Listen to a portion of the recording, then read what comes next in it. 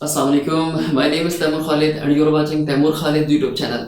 आज हमारे पास इंडेक्स नंबर का लेक्चर नंबर 10 है और लेक्चर नंबर 10 के अंदर हम डिस्कस करेंगे वेटेड इंडेक्स नंबर को। इससे जो प्रीवियस लेक्चर थे, lecture number 9, lecture number 8, lecture number 7, उसमें हमने डिस्कस किया था अनवेटेड इंडेक्स नंबर को। लेकिन आज हम डिस्कस करेंगे वेटेड इंडेक्स नंबर, और वेटेड इंडेक्स नंबर में जो चीज़ हम डिस्कस करने जा रहे हैं that is weighted aggregate indices. और वेटेड एग्रीगेट इंडाइसिस को कैलकुलेट करने के लिए हमारे पास 4 डिफरेंट मेथड्स हैं। उन मेथड में हम डिस्कस करेंगे method number 1 that is called Laspeyres method. जो मेथड 2 है that is called Paasche's method. Third one पे हमारे पास आता है फिशर्स मेथड, और फोर्थ पे आता है हमारे पास मार्शल एडवर्थ मेथड। तो नंबर 1 जो मेथड है to calculate weighted aggregate indices that is Laspeyres method. और लेस्पियर मेथड के बाद में हमारे पास जो फार्मूला है दैट इज PON यानी price index number equal to summation PN Q nought divided by summation P nought Q nought multiply by 100। अब जो लेक्चर नंबर 1 या लेक्चर नंबर 2 था इंडेक्स नंबर का, उसमें हमने ये तमाम एब्रिविएशन को डिस्कस किया था कि PN क्या होता है, क्यू नॉट क्या होता है, P नॉट क्या होता है, QN क्या होता है। और इसके बाद हमने ये भी बात की थी PN-1 क्या होता है। अब हम दोबारा डिस्कस कर लेते हैं कि जो PN है this is called price of current year, और जो P नॉट नीचे लिखा हुआ है this is called price of base year. और यहाँ पे जो क्यू नॉट गिवन है this is called quantity of base year, और Q naught is also called quantity of base year. यानी अगर क्यू नॉट है तो क्वांटिटी ऑफ बेस ईयर, अगर क्यू एन होता तो क्वांटिटी ऑफ करंट ईयर, और जो क्यू एन है वो हम डिस्कस करेंगे इससे नेक्स्ट मेथड जो है that is called Paasche's method, इससे कमिंग वीडियो के अंदर। अब सिचुएशन ये कि हमारे पास जो लेस्पियर्स मेथड है इसका दूसरा नाम जो है that is base year weighted index. अगर आपने क्वेश्चन सॉल्व करना है तो आपने इसके साथ साथ इसका जो दूसरा नाम है वो भी लाजमी याद करना है। कि अक्सर ये होता है कि एग्जाम में या तो ये मेथड दिया जाता है या इसके अल्टरनेटिवली ये आपसे डिस्कस किया जाता है, यानी ये चीज आपसे पूछी जा सकती है। तो आपको दोनों मेथड्स, आपके दोनों नाम आपको टिप्स पे याद होने चाहिए, ठीक है। तो क्वेश्चन ये है कि compute weighted aggregate price and quantity index number for 1963 using 1953 as base year by this method. तो अब इस मेथड से हम सॉल्व करने की कोशिश करते हैं। अब क्वेश्चन में हमारे पास कम्युनिटीज गिवन है, there are 4 communities A, B, C and D, और हमारे पास जो बेस ईयर गिवन है दैट इज 1953, और जो करंट ईयर है दैट इज 1963। अब 1963 में जो प्राइस आ रही है this is price of current year, और जो क्वांटिटी आ रही है this is quantity of current year. इसके अलावा जो बेस ईयर है इसमें जो प्राइस गिवन है that is price of base year, और जो बेस ईयर में क्वांटिटी आ रही है this is called quantity of base year. यानी इसका मतलब है कि जो प्राइस है बेस ईयर की तो price of base year P not होगी, यानी इसको हम ट्रीट कर लेते हैं कि this is called P not. हम यहाँ पे इसको हल्का सा डिनोट कर लेते हैं कि 1953 क्या है हमारे पास बेस ईयर है ना, तो बेस ईयर में जो प्राइस होगी that is called price of base year, और जो क्वांटिटी होगी that would be the quantity of base year. अब हम इसको भी डिनोट कर लेते हैं Q नॉट, ओके। इसके बाद जो हमारे पास करंट ईयर है दैट इज 1963, इसमें जो प्राइस होगी that would be the price of current year, और जो क्वांटिटी होगी that would be the quantity of current year. अब हम इसको डिनोट कर लेते हैं कि this is called PN and this is called QN। I hope से यहां तक आपको क्लियर हो गया होगा कि बेस ईयर 1953 और करंट ईयर 1963। बेस ईयर की प्राइस P नॉट और क्वांटिटी Q नॉट, और जो हमारे पास करंट ईयर की जो प्राइस है दैट इज PN, और जो क्वांटिटी दैट इज QN, ठीक है। अब हम देखते हैं फॉर्मूले में रिक्वायरमेंट क्या है। अब फॉर्मूले में जो रिक्वायरमेंट है that is summation PN Q not. अब हमें जो नेक्स्ट कॉलम ऐड करना है तो वो कॉलम होगा PN Q नॉट का। हम यहां पे मेंशन कर लेते हैं PN Q नॉट। अब PN Q नॉट हमारे पास एक नेक्स्ट कॉलम बनेगा, और वो कैसे बनेगा, सिंपल सी बात है कि अब PN क्या है हमारे पास ये वाला कॉलम, और Q नॉट हमारे पास ये वाले कॉलम।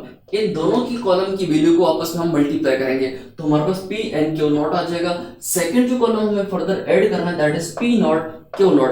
अब हम यहां पे भी ऐड अप कर लेंगे P नॉट Q नॉट, तो ये हमारे पास एक फर्दर कॉलम ऐड हो गया। अब ये कॉलम जब हम बनाएंगे इसकी वैल्यूज लेके आएंगे तो उसमें हम मल्टीप्लाई करेंगे P नॉट इस कॉलम को और Q नॉट इस कॉलम को। तो हम जरा देख लेते हैं, हम जरा मल्टीप्लाई कर लेते हैं PN Q नॉट के लिए। अब PN का कॉलम कौन सा हमारे पास दिस वन, और Q नॉट का कॉलम दिस वन, यानी 50 को मल्टीप्लाई करेंगे 10 के साथ तो it would become equal to 500। इसके बाद हमारे पास 10 को 8 से दिस वुड बिकम 80, और 5 को 4 से 20 और 10 को 15 से हमारे पास क्या होगा Q नॉट PN और 10 को 15 से तो 150। इन तमाम वैल्यूज को हम आपस में एडअप कर लेंगे तो क्या बन जाएगा summation PN Q naught this would be equal to, add up कर लेते हैं तमाम वैल्यूज को, 500 प्लस 80 प्लस 20 प्लस 150 ये बन जाता है 750। तो ये हमारा वैल्यू क्या बन गई 750 बन गई हमारे पास, ये वैल्यू हमारे पास बन गई 750। ओके, अब इसके बाद नेक्स्ट जो कॉलम हमारा P नॉट Q नॉट, अब P नॉट और Q नॉट इन दो को मल्टीप्लाई करेंगे, 50 को 2 से मल्टीप्लाई करेंगे 100 हो जाएगा, 52 से मल्टीप्लाई 100 और इसके अलावा 3 को 10 से मल्टीप्लाई करें this will become equal to 30, ये हमारा 100 हो गया। और इसके बाद 4 को मल्टीप्लाई 5 से ये बन गया 20 और 6 को 10 से हमारा 60 हो गया, ठीक है 60। इन तमाम वैल्यूज को आपस में आप एड अप कर लें, summation P naught Q naught and this is equal to 100 और 30 130 130 प्लस 20 150 और 150 में 60 आप एड अप कर लें तो 210 यानी 210। अब इसी फार्मूले को हम यहाँ पे ओपन कर लेते हैं और ओपन करने के साथ साथ वैल्यूज पुट कर लेते हैं कि लेस्पियर्स जो हमारा मेथड है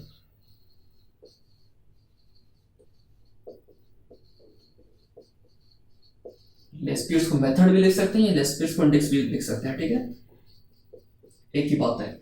इसमें हमारा फार्मूला क्या है समेशन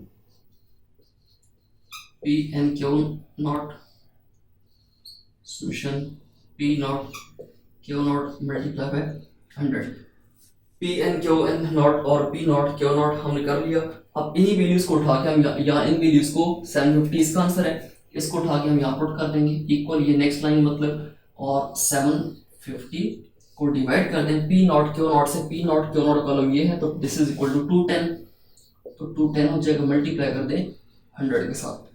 अब इसमें 750 को डिवाइड करेंगे हम 210 के साथ और इसके साथ साथ हम मल्टीप्लाई कर देंगे इसको 100 के साथ, तो ये बन जाएगा हमारे पास 750 डिवाइडेड बाय 210